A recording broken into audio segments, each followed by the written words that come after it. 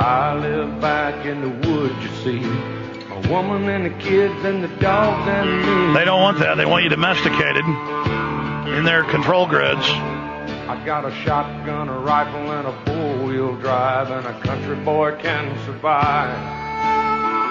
Hey, we wouldn't be on our local station, News Radio 590 KLBJ, but other affiliates, we could just keep the show going after it's over for the internet listeners and satellite and shortwave and a few AM and FMs. No, we got to cut it off here and come up in about 25 minutes. You know, I normally take phone calls, but we're not doing that today because we're in here filming for a documentary, Killing Two Birds with One Stone. And I want to get into Black Sun and Black Sunshine before we, that's the name of the film, by the way, is Black Sunshine, and that fits in well. You know, their most occult secrets symbol. But before we do that, they get hopping mad hearing that on air. Before we do that, Jim Marrs, let's continue, and we'll track back and go back to government-sponsored terror. But right now, let's kick off with Nixon appointing George Herbert Walker Bush. Well, in 1972, President Nixon appointed George Herbert Walker Bush chairman of the Republican National Committee and basically wiped out the Republican leadership but told them keep Bush. Okay, and since Nixon and Bush, as we've already pointed out, are both connected back to the same globalist fascists who created communism and the Nazis. They are National Socialists. And under Bush, both as chairman of the Republican National Committee and later as vice president under Reagan, he enlarged the GOP's ethnic committees and rolled all of these European fascists into the Republican Party. Now, here's what's important about that. Nixon's chief counsel, White House counsel, John Dean, had wrote a book recently called Broken Government. He said that it's been new on Capitol Hill since 1997 when the GOP gained control of the House. It's been new, the White House, since 2001 with the arrival of George Bush and Dick Cheney. But its roots first emerged during the Nixon presidency and began blossoming in the Reagan-Bush senior years. What was he talking about? NeoConservatism.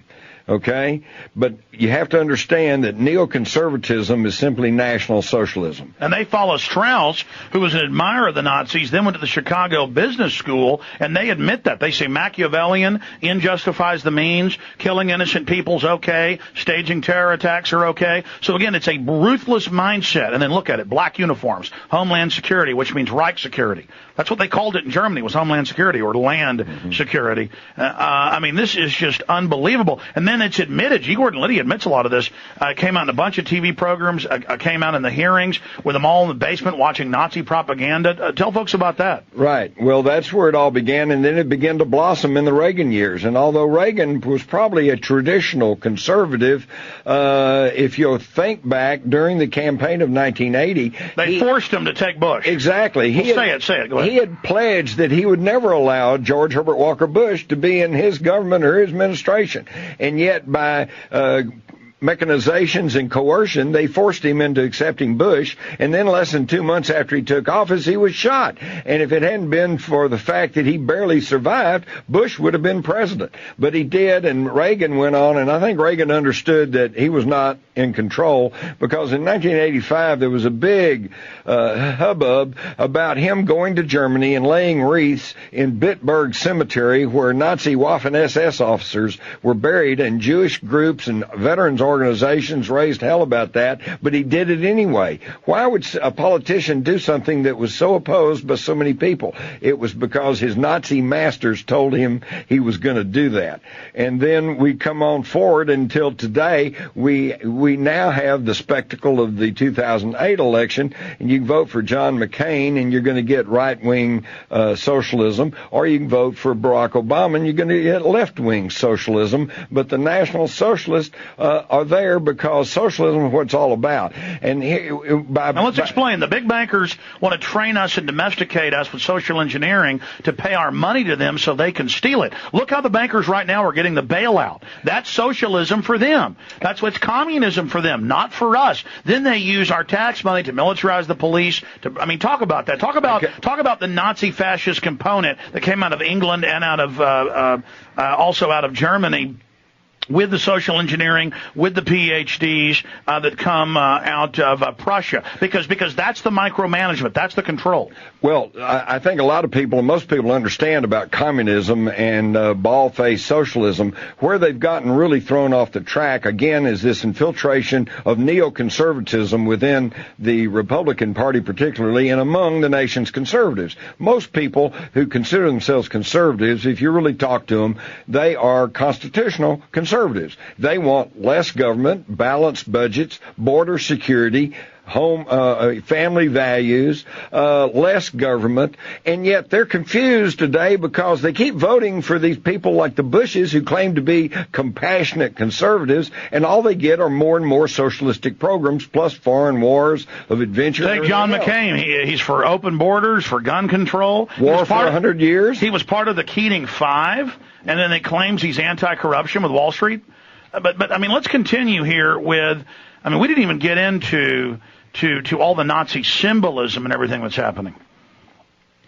We also have not touched on the drugging down of America by Nazi methodology.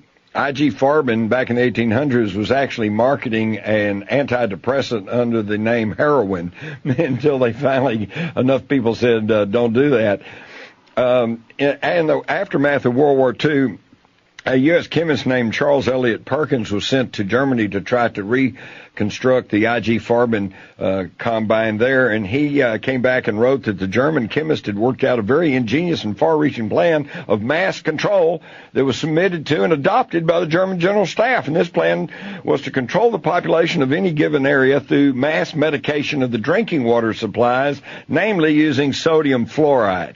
So they put sodium fluoride in the drinking water of the concentration camps to keep the inmates passive and non-resistant. And then in the 1950s, under COG and under national security, they put fluoride in our water and call you kooks if you didn't want it, but it's in mainline. One of them's a Pulitzer Prize-winning book, came out in the Nuremberg trials, that they were putting it in the water, and so were the Soviets. That's right. And today, 2/3 of the water supply in this country are now fluoridated. And think about this. One of the most overprescribed drugs today is Prozac, which is 94% fluoride. It's made out of fluoride. But to get Prozac, you have to go to a doctor, a licensed physician, and get a prescription. And yet, undocumented, unlicensed city workers are dumping fluoride into your water supply. And not just fluoride, sodium fluoride, which under law, the term fluoride, they're allowed to take all the toxic waste, lead, mercury, that's mixed in with it. Folks, you can't make this stuff up.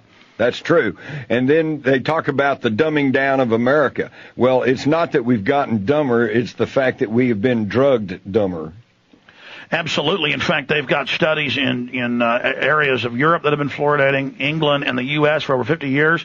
They have maps, on average, a 20-point IQ reduction in areas where they've had fluoridation. That's correct. And one of the big issues today... talk about that in your own words. Go ahead. Well, along with that, one of the big issues that people are genuinely concerned about today is the increase in teen suicides and school shootings. We're all concerned about that.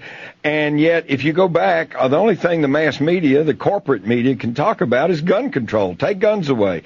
Well, hey, a lot of people are listening here in Texas. If you're over 40 or 50, you remember at a time when we all had guns and nobody ever shot anybody. The problem is not the guns. The problem is the drugs, the Prozac, the Ritalin, the drugs. In fact, the Prozac insert says it causes depression and violence. Exactly. In fact, if you go back, you'll find that virtually every school shooting involves someone who's either on these psychotropic drugs or were just coming off of them, which apparently is even worse. And yet the media will not talk about that. Why? Because in 2007, the pharmaceutical companies, corporations that can be tracked back to I.G. Farben and the Nazis spent $3.7 billion on direct-to-consumer advertising. Stay there. We got a break. The new Freedom Initiative, when we come back, what this Nazi state plans to do to everybody in the final segment straight ahead, and how to stop them.